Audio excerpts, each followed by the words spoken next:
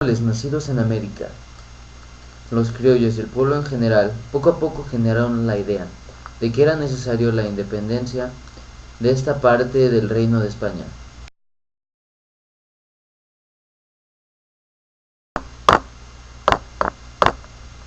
Los criollos, que eran un sector importante en la sociedad novohispana, tenían acceso a la educación y a la cultura. Tenían importantes propiedades e intereses para vivir una vida holgada económicamente. No tenían ninguna necesidad para conspirar y organizar el movimiento revolucionario, y sin embargo lo hicieron. La educación consistía en que ambicionaban el poder político que los españoles peninsulares les estaban negando. Por ejemplo, no podía ser virrey.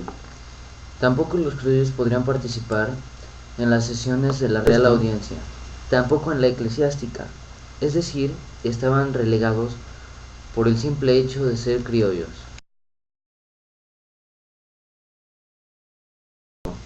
Ignacio López Rayón, Juan Aldama, Ignacio Allende, entre otros criollos que tenían una posición económica envidiable, se lanzaron en la lucha por la independencia para favorecer sus propios intereses.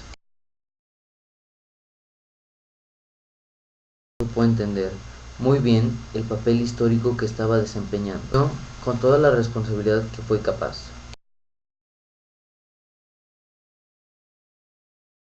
Que un movimiento para sustituir los españoles puros en el gobierno por los criollos,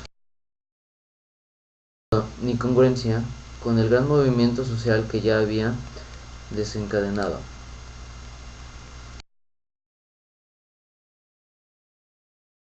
Se comprende la actitud de Hidalgo al abolir la esclavitud, el establecimiento de un Congreso cuyas leyes destierren la pobreza del reino y la extracción de dinero y sus riquezas.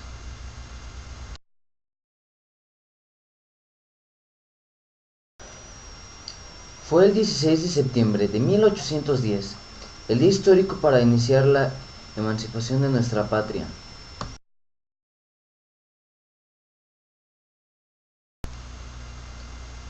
La situación estaba dada, tal como lo manifiesta el entonces obispo de Valladolid, Manuel Abad, cuando le informa al rey de España a finales de 1799 con lujo de detalle la situación económica y social que guardaba la Nueva España,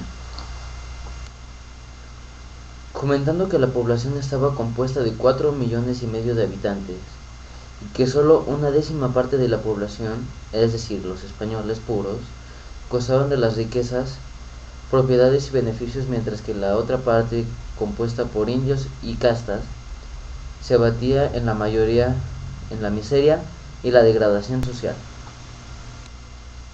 Además, el obispo Abad advertía sobre las necesidades de expedir las leyes que beneficiaran a los indios. Esto no quiere decir que este obispo haya estado de acuerdo con el movimiento por la independencia, sino todo lo contrario. Incluso fue uno de los que excomulgó a Hidalgo por considerarlo revolucionario, enemigo del orden social y por atacar la propiedad de la tierra. El inicio del movimiento de independencia fue violento y desordenado.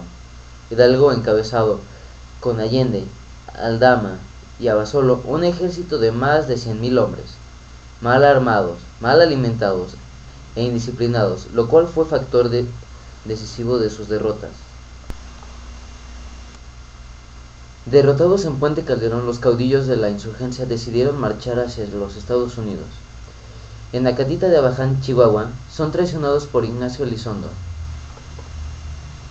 que se había pasado a las fuerzas realistas. El padre de la patria, don Miguel Hidalgo y Costilla, fue sujeto a un consejo de guerra que lo condenó a muerte. El 30 de junio de 1811, don Miguel Hidalgo recibió la noticia de que sería conducido al sitio de su ejecución.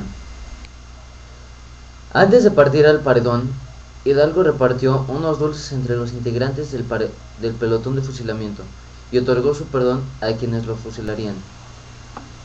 Don Miguel Hidalgo pidió al pelotón de fusilamiento que para tener un blanco seguro dispararan sobre su mano derecha que pondría sobre su pecho. También se negó a vendar los ojos como a sentarse de espaldas al pelotón. La primera descarga de fusilería atravesó su mano pero no tocó su corazón.